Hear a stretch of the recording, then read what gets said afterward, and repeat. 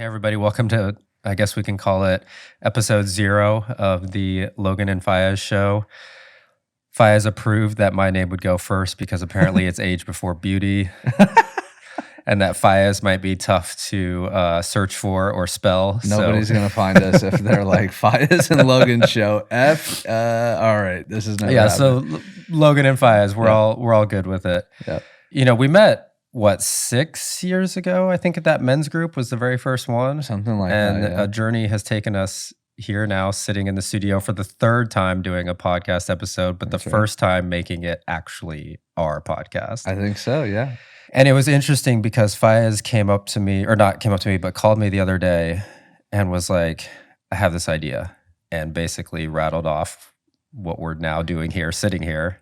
I didn't even have this idea though. Oh, that's true. Yeah, go ahead and share your side of it. I wanted to create some videos, and I was thinking about the studio because you know how to make things look incredible, and I liked how I looked in one of the videos that we created. And then as I was thinking about sort of like a long-term video strategy, I was like, hold on a second. I feel at least way more interesting when I'm talking to you than when I'm just talking by myself to a camera. So then I thought, why don't we try to shoot a podcast? Because we've done it before. And over the course of the years, we'll tell the lost footage story. Yes. But you basically spent a whole day getting a behind the scenes from like 4 in the morning until the evening. It was early. When I was building my last company. And then months later. And I had only known you from that men's group. We had met at the men's group, and I remember barely. I don't even remember talking to you, to be honest. I was like, oh, we should exchange numbers. Like that might have been the extent That was of it. it. Like maybe a 1-minute conversation. Yeah. And then you came and spent the whole day with me. And my side of that story real quick is I was sitting at the airport traveling somewhere, and it just like dropped in. I was like, oh, I think it'd be fun to like follow Faiez around. Let me just text him. That's so weird. I don't know why you'd think it would be fun to follow me around, but it was fun. It was I don't know if that video would have turned out interesting or not. Who knows? But at the end of that day, I think we were both like, whoa, that was really easy, because I'm an introvert. I love certain people. Well, I love to watch everybody, but I cannot spend the day with everybody. And I didn't feel tired after it. I was like, that was pretty easy to just kind of have Logan next to me the whole day. I was like, okay, I guess that's going to be my friend. And then you ended up being a groomsman in my wedding. That's basically how the story evolved from my perspective. Yeah. So we started with the lost footage. One of the best memories that I have of you was we were just sitting in your office talking one day. And I don't remember why you shared the observation. Maybe I asked you, and you said that I come from things from my head a lot. That's true. I'm a very analytical person. And you made some comment about like listening from my heart. And that always stuck with me. I was like, you're right. I always listen from my head. And so for the years thereafter, I started practicing what would it mean to be listening to this person from my heart right now. And then I started to learn to connect to that. And that ended up evolving. We've done different spiritual things together, and you've helped me, explore my spirituality. And then, ultimately when it was time to get married, I said, yeah, this is a person that I want by my side. Which was awesome. Yeah. Yes. I was very honored and humbled by that ask. Yeah. The only other time I've, I think, cried from being asked for something like that was when our friend Shelby asked if I would officiate their wedding. Really? Ooh, that's a good one. That was a good one. Yeah. Anyway, so fast forward back to, you call me up, be like, let's create videos, or you needed help with videos. Yep. I mean, I feel, why do you think that?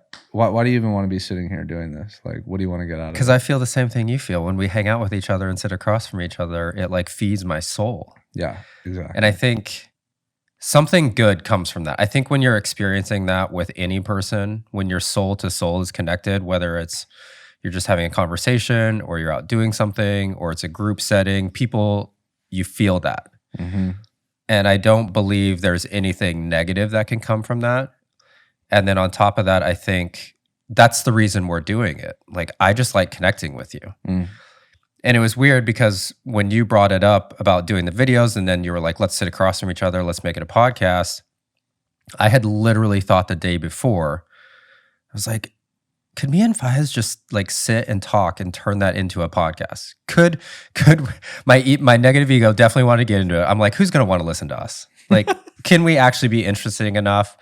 Do we have to be like super intentional about the topics, or can we just actually talk and flow and bring value to whether it's men or women? I think we're probably gearing it a little bit more towards men just because we are men, but can we bring some value on all layers of life, all facets of life, all components?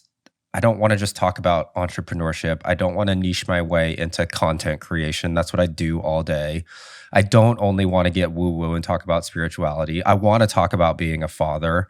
I want to talk about you heading into potentially fatherhood with you guys trying now. Like, there's such a wide range of things that me and you can cover that I think will resonate with people. Totally. You know, we've talked about it before, but I feel like it's 2024 right now, and there feels like there's a cultural shift happening, right? And as you and I talk, it's like we both have creative spirits, right?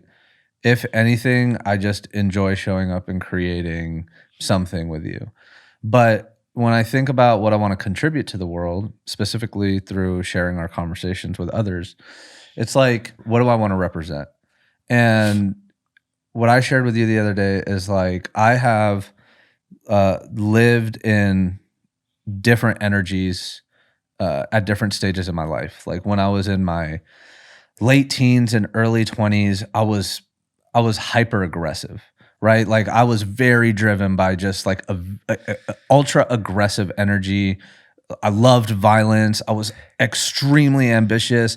Hustle was everything. Like I wanted to be a banker. Like I wanted to make money and fuck everybody. Like I was just going to fucking get it all done. I hate the term, but the best way to describe it was probably toxic masculinity at that time. It was, and I loved it. I loved it. It was so like it just feels good. You know, you're just like, fuck the rules, fuck everybody. Like this is my fucking world, right? Yeah. And then for my story, I ended up meeting a girl. You know, the way that girls work in a young man's life is if you want to get with him, you got to talk to him sometimes. And then she started asking me questions, and we ended up just like every day we would just have these long conversations, and she was really poking at me like, why? She would ask me this simple, like, why do you think that way? Why are you this ambitious, or why is that your goal? And that ended up leading me down a spiritual journey. Yeah. And then I went to the exact opposite side. I questioned everything about like my ultra ambitious, aggressive goals. And then I went complete opposite end of the spectrum. I wanted to be ultra peaceful. I didn't want to do anything to hurt anybody else. And I became very cautious, but I learned a lot of things from that end of the spectrum as well. Where I sit now is like I can appreciate both of those energies, and I see them both as tools, and I recognize them as parts of me, right? Like there are moments where being very direct, being assertive are good qualities. And then there are other moments where listening and flowing and not trying to get an agenda or an objective across is also appropriate. Which you have just described your masculine and feminine energies. Exactly. And I wouldn't have, 100% would have known the language for that. I wouldn't have known it either. And honestly, that's probably something that you helped me learn as well. And Casey helped me learn. There's no way I would have dove. It's going to take a woman to lead the way to get men to dive into spirituality. Not to say that men won't do it on their own, but a lot of men in the world, it will take a woman pushing them into it. Yeah. And they lead the way. I love that. Yeah. And so I feel like I'm still extremely ambitious, and we'll talk about my goals, you know, as the episodes go on. But like there is a way I still have the same level of goals as the 20-year-old me of, you know, very, very high level goals. But I want to live my life with a certain level of intentionality. I don't want to hurt others. I want to represent good things and develop good character traits. And that is the contribution that I want to have in this world. Yeah. And I feel like that is the shift that's happening right now, right? Like there's a lot of young men out there that we all seek permission from others in certain ways, right? Like when we see somebody else that is living out their truth that resonates with something inside of us, it then gives us permission and a little bit of confidence to be like, oh, I guess I can be like that. Yeah. And so I imagine that there's a lot of dudes and gals that if they were able to sit and participate in the conversation with us, they would be able to walk with a little bit more confidence in their life. Yeah. And so that's really all I want to do here. Yeah, my client that I was just in the other day, and Ed Milet, I'm sure you follow him. Most people know who he is. A line that resonated with her and really stuck with her, and it has stuck with me too, is that you're most qualified to lead the person that you used to be or coach the person that you used to be. And it took me even a long time to feel like, oh, I might be able to inspire somebody else or help somebody else with life experiences or gain some confidence like what you're talking about. And it's nice to finally feel in alignment. I think it took, for me, I can only speak to my experience, it wasn't until I started to live my life in integrity that then I felt comfortable and ready to kind of give advice in a way. I think I didn't feel the confidence in that, or back then maybe I thought it was a lack of confidence, but it was more a lack of integrity. Like, how can I say all this stuff if I'm not doing it, if I'm not living it? And I think now getting in alignment more with how I'm living spiritually, mentally, emotionally, physically, and of course it's still a journey and it's still work, but at least I feel like every day my goal is to be in integrity all the time. All the time. Let's talk about integrity. Oof. It's one of my favorite topics. Yeah. And that has been one of the biggest, from an ambition standpoint, one of the biggest career hacks for me is I spent a lot of time trying to be something. And I would say things that I wouldn't do, right? And I would say things trying to appear to be a certain way, but I wasn't that way. Yeah. And over the course of the years, especially with my first company, you know, we grew a multi-million-dollar company. We had a team of 40 plus. And as that got bigger, my job as a leader was to do what I said I was going to do. And it's just not that simple. Like once you become aware of it, at least once I became aware of it, and like I have practices to keep myself in check, like a nightly inventory, right? Where I can call myself out where did I say a thing that was not true today? Right? Did I keep my commitments to other people? Yeah. And now that I am working for someone else, and I've had a couple of other jobs where I'm not in the CEO role, I have seen that the quality of a good leader versus a bad leader is whether the team, your partners, your customers can trust you at your word. Yeah. Like plain and simple. That's all it comes down to. Do what you say you're going to do. That's it. In order to do that, I found that you then have to be very careful about what you commit to. Yes. Because we want, you know, a lot of people have people-pleasing tendencies. And if I ask you to do a thing in order to appear competent, you want to say yes. Yeah, I'll get it to you by tomorrow. Yeah. But then I don't get it to you by tomorrow. It's actually better for me to say, I'll get it to you at the end of the week.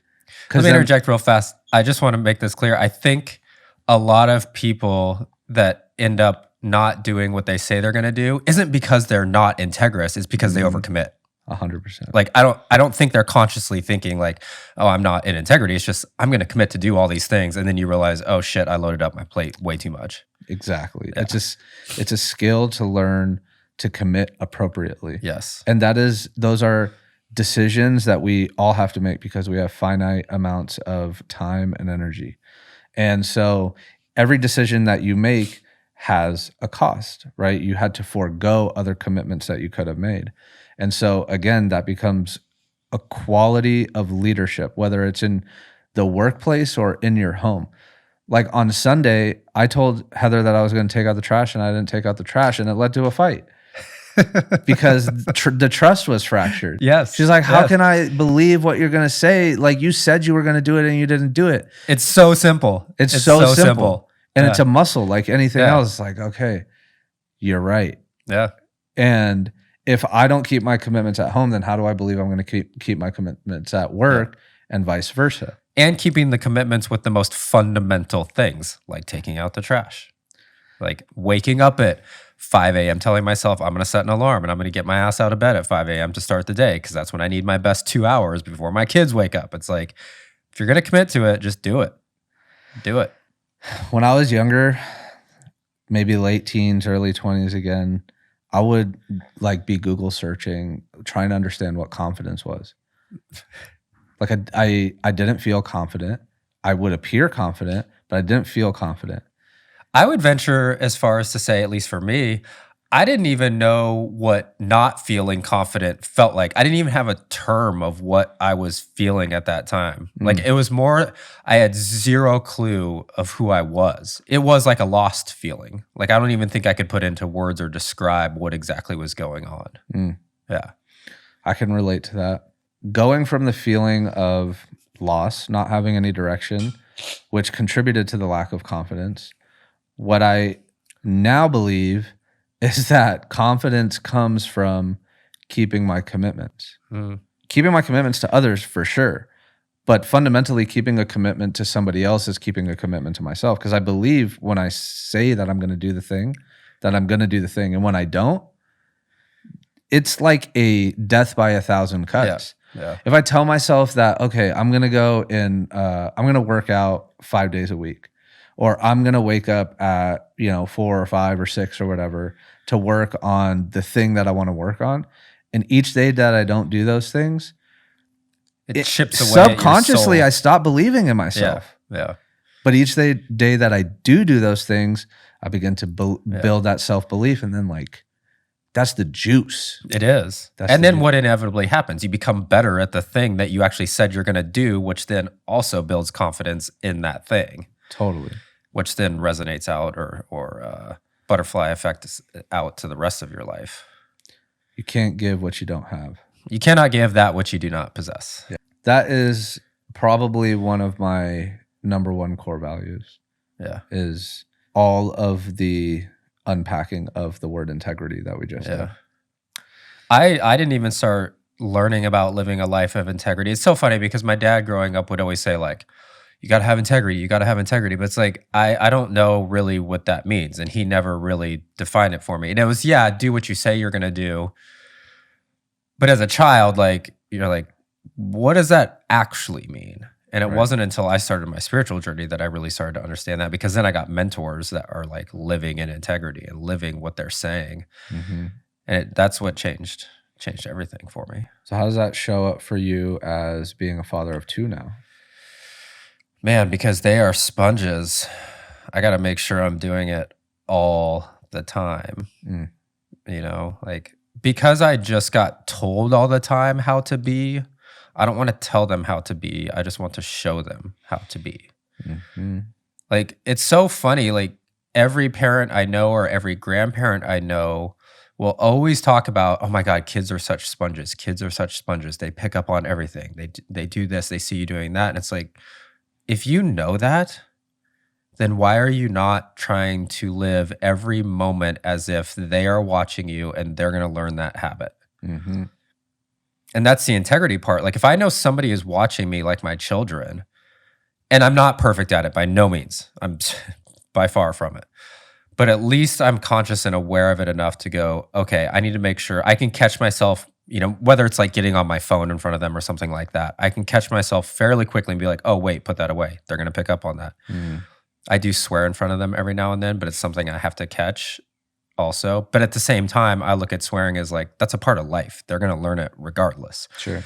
But just using that as an example of like catching myself, being like, no, be in integrity. And also just treating people with respect and kindness all the time in front of them, treating them with respect and kindness all the time. If you want your kid to say please and thank you and have good manners, you better be doing it in front of them all the time Mm. and asking them in that way as well. I've seen so many parents that wonder why their kids don't have good manners. I'm like, well, because do you ever say please and thank you to them? Mm. I try to use those 2 words in everything I ask of them. Probably to a degree that's like almost too much on that side, but is there really too much? Mm. But because that's what I want them to pick up on. And that's the integrity part. Like, do what you say you're going to do. Also, if you want your kids to do these things, you sure as shit better be doing them yourself. They are watching what you do and listening less to what you say, right?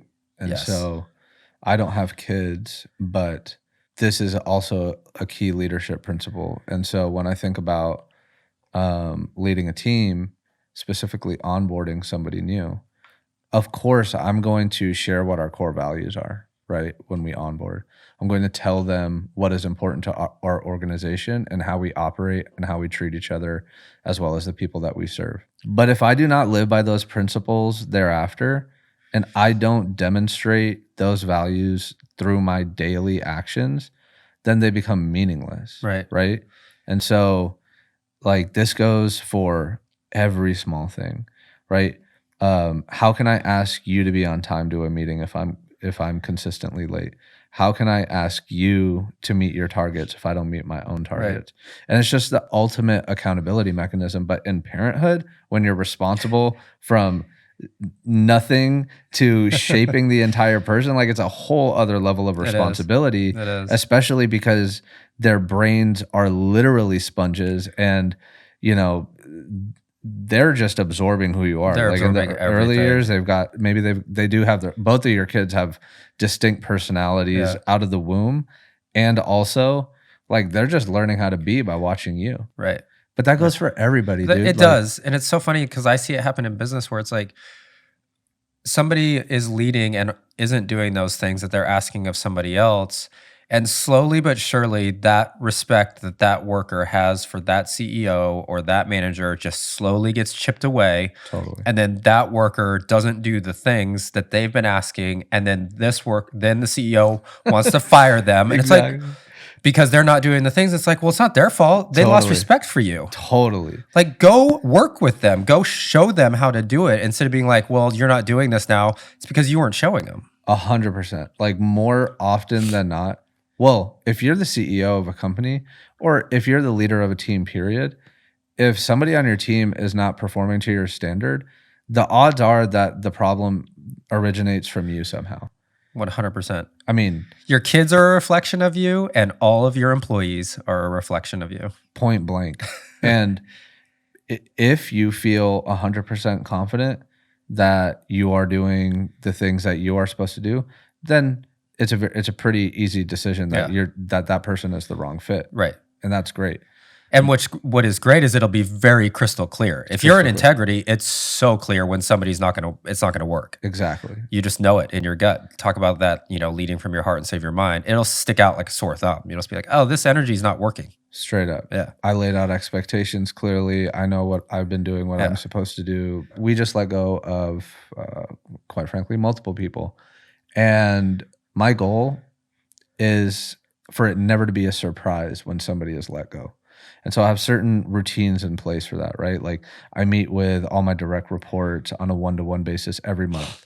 We talk about what's going well, what needs to improve, and anything urgent that needs to be addressed. And it's my job in those check-ins to be very honest about what I'm seeing and give them the opportunity to be very honest with me in return. And we have, crystal clear targets, but there's also like qualitative feedback that happens in those meetings, like about feelings. I make space for feelings in those, and also that we've set clear targets. Are those happening or not? Well, that's the integrity in the relationship then. Like, that there's honesty and accountability and allowing room and a safe place for them to share their feelings, and then expectations are set. So now when that integrity is there, then it's like, okay, well, we have a reference point. So if this doesn't happen now, 2 months, 3 months down the road, you're going to know it. Exactly. So what I aim to do in a situation like that, when I'm unhappy with somebody's performance, right, or how they're showing up, I used to be worried about being liked and being seen as a good boss. And so I had a hard time giving difficult feedback. Mm. I don't want to hurt people's feelings. But then I realized that I'm doing them a disservice Yeah. because ultimately that could result in their termination or it affecting their colleagues.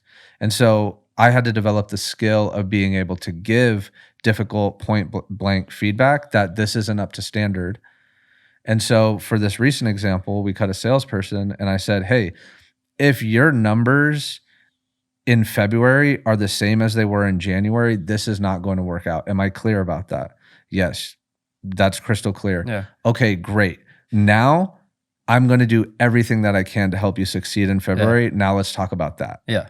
Okay, so we're going to do X, Y, and Z. What do you need from me? What can I do better for you? Okay, I can do this, this, and this. All right, great. That's what we're going to do in February. Yeah. February ended. The numbers didn't change. The behaviors didn't change. The cut was super easy. Yeah. Because the process was integrity. I was integrity about my communication. And honestly, when we sat down to have the conversation, the person was like, I knew this was about to happen. Yeah. And we're good. And truly, you're probably doing that person a favor because if they're not able to perform the way they want to perform in this company, whether they're doing it consciously or subconsciously, it's just probably time for them to move on. It's just not find a good something fit. new. It's just not a good fit, and that's not a good fine. fit. There's also a way, going back real quick, there's a way, I didn't learn this until I started to do my own self-development work. There's a great way to give feedback and critique without hurting somebody's feelings. Like you can be soft around the edges and let people know of expectations and things they need to do without like coming down on them.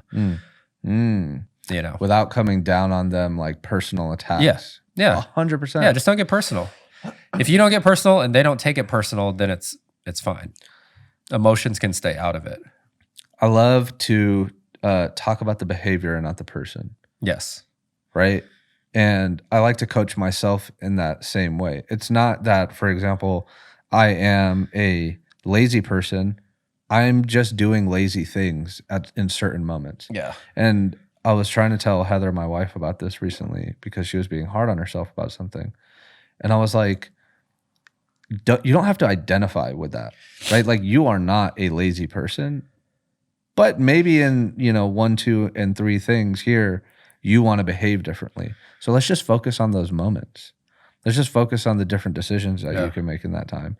And so there's like the first job that I had post closing down our business was for a very toxic CEO. And I implemented I was like, we don't do feedback around here. Like we don't have monthly reviews. Like you got all these employees and nobody is hearing like what they're doing well or what to improve. Okay, we got to do that. And so then he shared with me the feedback he was going to share with his C-level team and direct reports before he sent them out, asking like, is this good? Is this bad? And like the people that he was unhappy about, it was fucking brutal. It was all personal attacks. It was like, you don't do this, you're basically like, you're awful and your performance is horrible. And, there was no strain of constructiveness. And so that's always the lens that I want to look at a thing through. Like, yeah, I want to be able to call you out. For example, you're very talented, but looking at your numbers, the problem is not your good ideas. You have to work harder. Yeah. And I was only able to give that feedback recently because I built like a really big bank of trust with this person. And I was just like, point blank, you need to work harder. Like, in fact, your talent is getting in the way of your ability to produce at the level that I know you can because you're just sitting there with your good ideas. We need to pin that and talk about that later too, how talent can get in the way of hard work. Let's do it. Cause I mean, okay, well let's wrap up. Because it's happened to me. I'm guilty of it. That's my freaking I'm so story, guilty dude. of it. Like I was guilty of it starting back in high school with sports. Totally. Like talent got me through so much. It just kept me at like a nice, easy status quo. Didn't have to work too hard. Figured out all the little things. I was like smart, talented intellectually too, in the sense of like, just sort of like float my way through life a little bit just on talent and some intellectual street smarts here and there, like littered in. And it did. It set me back. I can look back now and go, God, that relying on that held me back so much. Totally. Yeah. I got by on sheer talent building that business. We started in our studio apartment with no money, like none. And over the course of 6 years, built a multi-million-dollar business with nobody's outside help. Yeah. Real quick, it was what was it? Yeah, it was a food delivery business. So Yeah. we made like farm to table meals. We ended up delivering well over 500,000 meals across the state of Texas. It was zero waste. It was awesome. And we did it just off of, initially my wife and I, we were the cook, we were the dishwashers, we were the delivery drivers. And then we started hiring people off of Craigslist, and that came with all kinds of freaking stories. I can't believe you did Craigslist. Then from Craigslist, like hiring the first real full-time employee to a few, to a whole team, to, having to rent one table per hour at a space, to having an amazing facility in the middle of downtown Austin. And ultimately, we failed. Ultimately, even though it was generating millions in revenue, because of my talent, looking back, there were certain key areas that I ignored for too long that ended up creeping up on us, that led to essentially our expenses growing faster than our revenue. And it led to a situation that was untenable, and it led to the demise of culmination of 7 years of my life. Yeah. And so how I reconciled that was like, shit, I had to look at that square in the face. And all of my friends and even Heather were like, you didn't fail. Look at all the things that you learned. And I'm like, of course that's true. I take all of the positives out of that experience. However, it was not the objective that I set out to achieve. And I have to look at why. And all of the little moments that nobody else could see, where I decided to go the easier way versus the potentially harder way, it had a cumulative effect over time. And it led to me not achieving the goal that I set out to achieve. And now when I look at like my days, I never want to feel that same pain again. Sure, I'll probably fail many times over, but it's not going to be for the same reasons. And so now I'm like, I don't give a fuck about whatever potential talent I may or may not have. I don't care about that. Like, I did not have that dog in me for certain periods of time. Now it's full dog mode. Yeah, I feel that too. Part of that came online with kids, or a lot of it came online with kids. Even with this studio, I have obviously I didn't have a multi-million-dollar company, but I definitely got away on talent and ease in the beginning with the studio. And now it's like, oh, I need to work hard to keep marketing, to keep clients coming in, to keep people wanting to come back now that there's competition and things like that. Like, it's a much different ball game now, that I, for that first year or two, definitely took the easy way. And it's like what you say, it's like those little decisions when you're on a path or on a journey or whatever it is, whether it's work or a relationship or this or that. Again, that integrity part comes in, where it's like, even if you're only off by like 1% or 0.5%, well, 2 years down the road, that's going to be like 30%. All of a sudden you're veered off. 100%. And that only comes with like life experience and years. And that's something I'm so grateful for. Like you say, is 6-7 years of life in that business, that that now, that is something that I think is so invaluable with age. And it only comes with age or experience or running a business or doing something for a long period of time, where then you can go back in hindsight and say, okay, what were the little steps, the little missteps that added up to now all of a sudden 30% off the path? For sure. Like, experience is invaluable, right? So if what I would say is, like, I have a younger brother, and so he's struggled with what he wants to do, right? Like, he's still figuring that out. And so when you don't know what you want to do, there's value in just trying to do as many things as you possibly can, because there's so much value in learning what you don't want to do. Yes. I may still not know what I want to do, but at least I know what I don't want to do. I had to go through that in my 20s. I didn't know what I wanted to do. Totally. And whenever I hear people now, like whether it's a father or an older brother, you're being a great old brother. It's like, fine, whatever. He doesn't know what he wants to do. No big deal. Like, I hear other brothers like, oh, he doesn't know what he wants to do. I'm worried about him. This or that. I'm like, man, he's fine. fine. Like, he's going to be okay. He might not figure it out till he's 30 or 32. He might not figure it out till he's 40. It's fine. It's fine. Just keep doing things. Keep finding out what you don't want to do and keep making mistakes. Keep trying things. I think it's that motivation and drive and desire and the heart to just keep trying things that's going to be more valuable when you do finally land the thing that you want to do. You're going to be so happy to have found it that the drive and motivation from never having to go back to those things that you don't want to do is going to make you successful quicker, probably, I think. I can relate this to my marriage. So when I had a long-term relationship, like my high school sweetheart, and when I went to college, we still stayed in a relationship, and I cheated on this girl relentlessly from the get-go. Yeah. For years. Like, I just had a part of my brain where me and my friends, it was just like, it's fine. Like, I love her. And also, like, I'm having fun. Didn't think about it too much.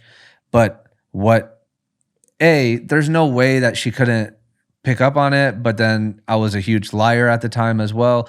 I know there's tons of dudes out there that can relate to this game. Oh, I've done it. I was horrible. I was a horrible boyfriend.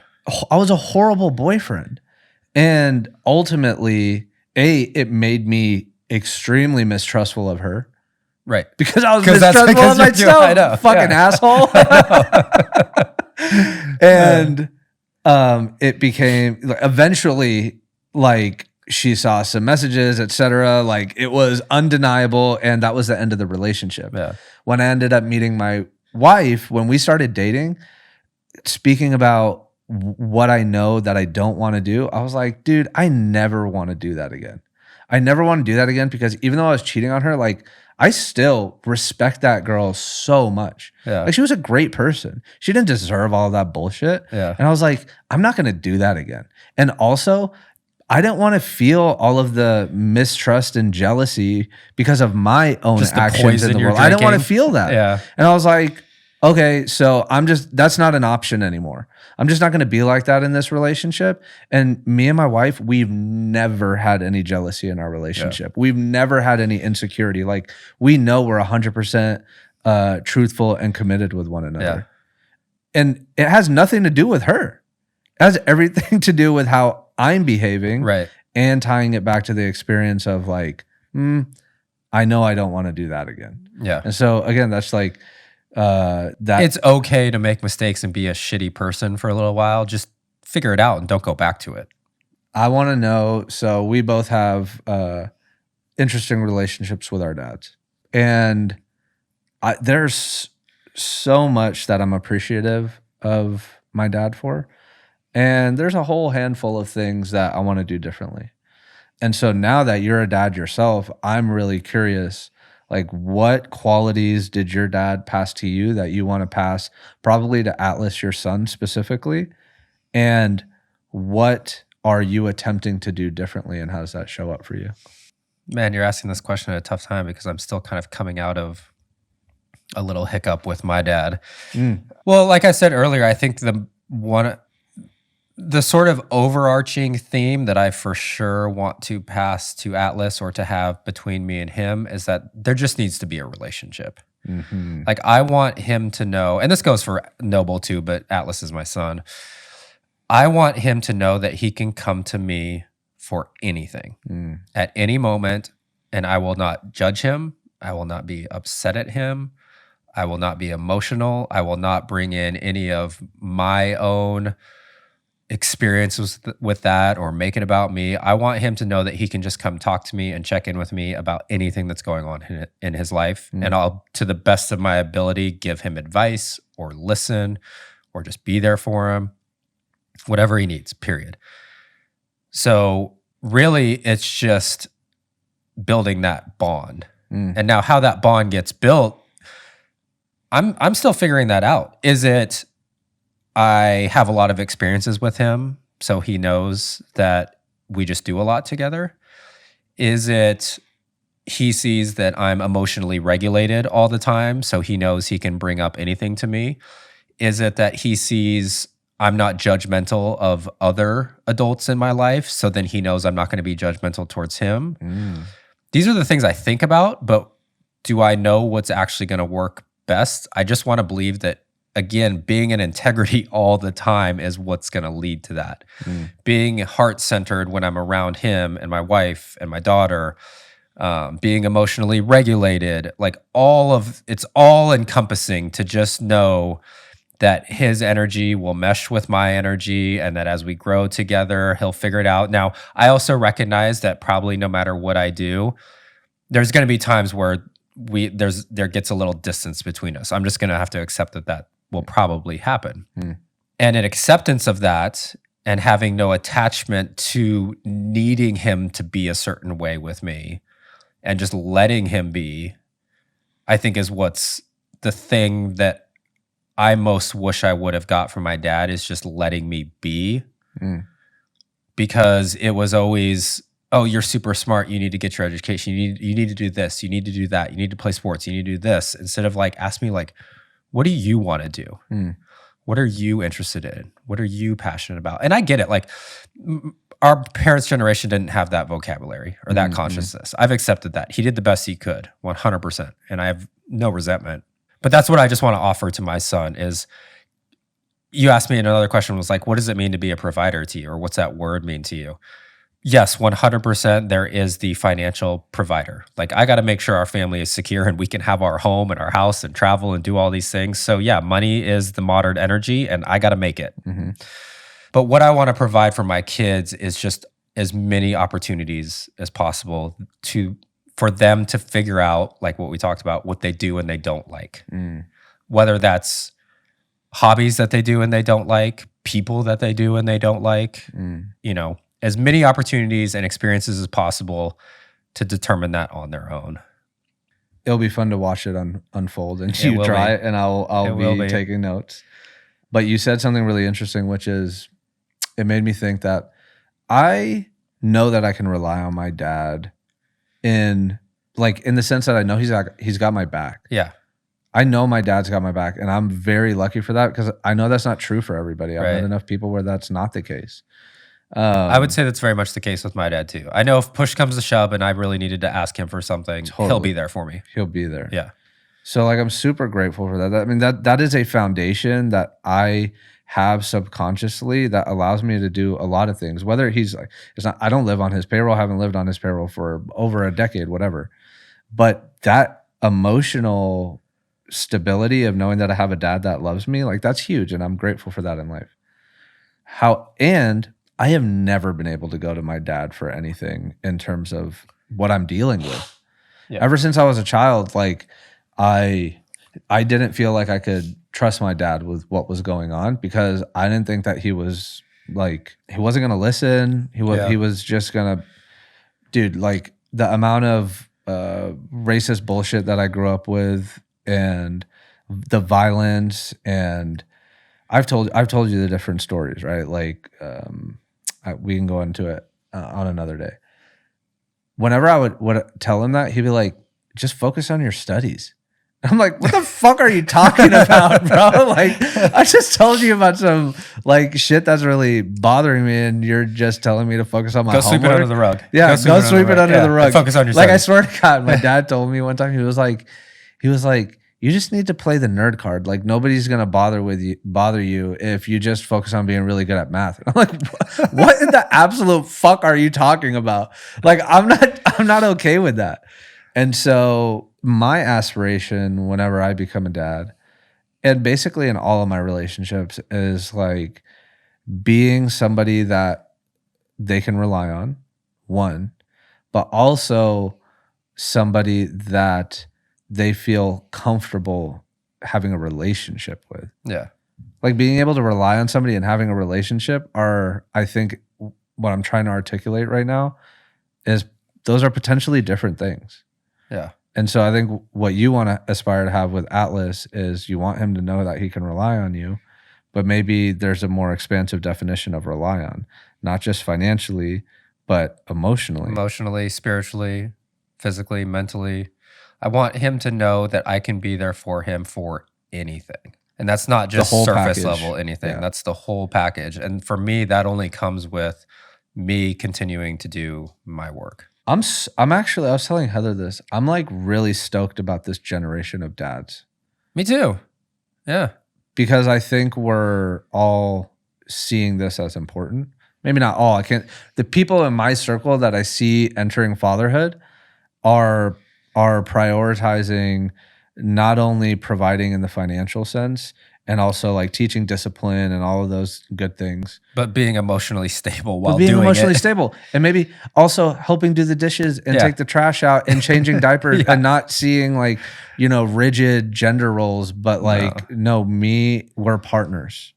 And yeah, I'm kind of stoked to see how these kids turn out. It's so funny. I can still feel the like push pull in me sometimes of, you know, because Casey and I, we definitely, the way we would parent and work as a team, we probably swung the pendulum a little too far, or I don't even want to say overcorrected, but we went a little far into like, oh, let's weave it all back and forth, masculine and feminine. We don't care about gender. We can do it all step up. But then we realized, oh yeah, there's definitely moments where you kind of have to fall into those stereotypical gender roles at times.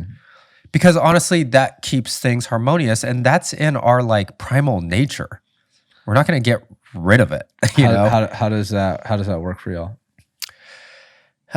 Well, the most simplest, easiest way to describe it is I very much have to do things, and then she very much needs to focus on the creative component of our family. And what I mean by that is whether that means she's creating the birthday party or creating the look of the home or creating dinner, then I'll carry it out. And I still sometimes have moments where I get a little frustrated because I'm like, well, I have ideas, I have this. But truthfully, it's easier for me sometimes to just, if she wants something done and she wants it to look a specific way and she asks me to do it, just go do it. And then she says, thank you. And I'm like, cool, done.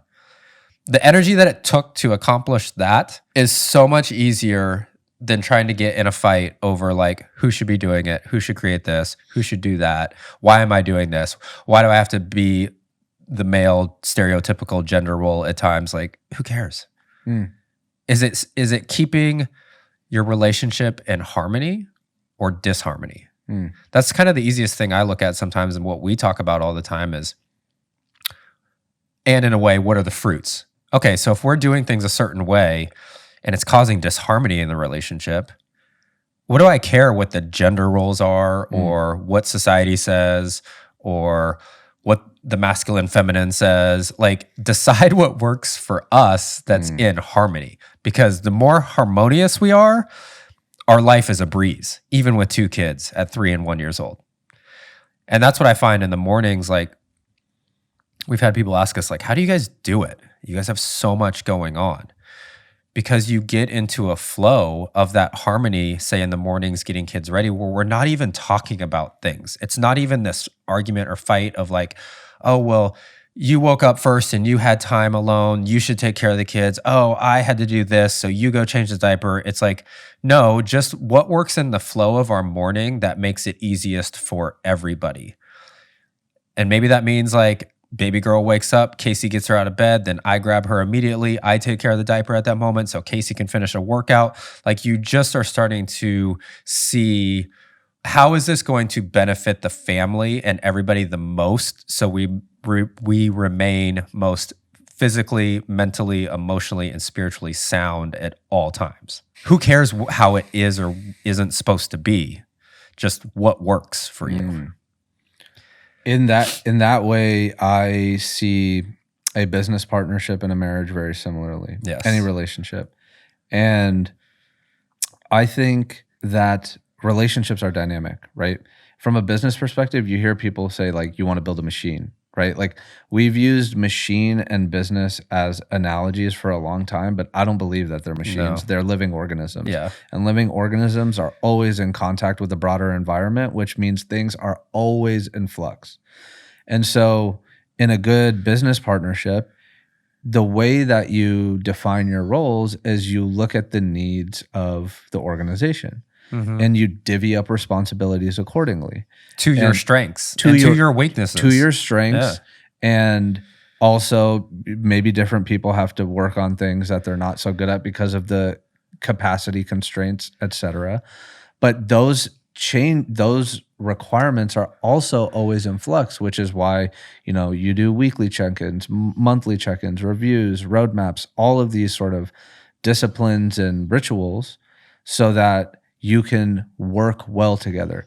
The same thing I think I've tried to apply in our marriage. So the stereotypical male, right, from the 50s, 60s, 70s TV shows, like works all day, comes home and treats the family completely differently than all of the skills they utilize at the workplace during the day. Yeah. In my head, I say, I want to apply all of those skills in my household. And so, rather than falling into a quote unquote stereotypical gender role, the question that Heather and I will ask of each other is we want to understand what gives you energy, what gives me energy, what do you like to do, what do you not like to do, what needs to be done, what are your goals, and then we actually map to those. Yeah. Right? It's like if I'm going to do something that only takes 10% of my energy and I'm sitting there wishing Casey did it more so I didn't have to do it, but it takes 80% of her energy to complete the same task. Well, why not I'll just do it. What's the point? I'm going to drain her? Like, no. I'll just keep doing that same task over and over. I used to get so frustrated about I was always the one loading and unloading the dishwasher. And then I just realized, well, I'm better and faster at it. So why don't I just keep doing it? That's so fair. Neither of us likes to do the dishes, but the dishes are my responsibility. Yeah. Because it drains me less. And again, that's the give and take in any relationship. And also I think the benefit of having rituals where you talk about these things and revisit them on a regular, somewhat regular basis is that assumptions kill so many relationships. So many. You just think a thing is obvious. Because assumptions are just a lack of communication. It's and a what's lack the of most important thing in a relationship, any relationship? It's communication. Straight up, exactly. Yeah. So the moment that you actually articulate your need, you realize that it wasn't as obvious to the other person as it was to you. Especially if you articulate your need without making it about the other person. Exactly. Hey, I could really use this. Casey used a great example in one of her videos the other day. Like, let's say she had a long day at work and I was the one at home. Mm-hmm. And she comes home and the kitchen's a mess. And she had expected to come home to clean kitchen. Mm-hmm. Now she can come at it one of two ways. One is like, why isn't the kitchen clean? Like, you've been home all day. Mm-hmm. Why haven't you? I expected the kitchen to be clean. Or you can come in and be like, hey, I actually really had this expectation that the kitchen would probably be clean since you were home all day and I've had a pretty long day at work. So maybe next time in this situation, could you take care of that? Two very different ways of coming at the same issue. Yeah, versus what the fuck were you doing all day? Exactly. What do you mean? Yeah. I'm busy. Yeah. Just because I was here doesn't mean I wasn't doing stuff. And that's something that I have learned I have to still get better at too. I think it's sometimes tough for men to articulate their needs because we're supposed to be this like, oh, we don't need anything. We're strong. We can handle anything. Instead of making it about, you didn't do this for me. You didn't do that. You didn't do this. It's like, no, this is what I could really use in this situation. And this is how I need your support. Mm-hmm. Casey's really good because she knows I still struggle with that she'll come at me and be like, how can I support you right now? Like I was painting this past weekend, and she's like, started to ask me a lot of questions. And part of me wanted to get a little tense and be like, just let me finish the job. Like I'm in action. I'm a man in action right now. Like I need to get this done. Like stop asking me things. But then in a moment she followed up with like, hey, I'm just asking you these things because I want to know what's the best way to support you right now. And I was like, oh. I was like, okay. Well, let me figure that out real fast instead of just trying to be the man that wants to put everything on the plate and be like, I can do this, I can do that, I can do this. It's like, no, she's here to support. How can I ask her for that help? Totally. Yeah. I love it. Speaking of relationships and yours, I remember I was thinking, how did you guys manage in prep to your door in the beginnings of being in a relationship and starting a business together and wearing all the hats and navigating early stages of relationship? And I think you also said at the beginning of Prep to Your Door, you were maybe just getting sober. So I would imagine with that, just a lot of emotions and feelings and things coming out and being released or whatever. Just what was that like for you two in the early days of that? How did you guys navigate that? Awfully. So for multiple reasons. So we're actually building our next company together again. And we were just talking about it last night that we're doing it completely differently because we've learned so much. So last time, I'd never really built a business before, and neither had she. And so we didn't know what needed to be done. We had no idea of all the challenges. I didn't even know that I needed to get sober yet. I didn't know that I had an issue.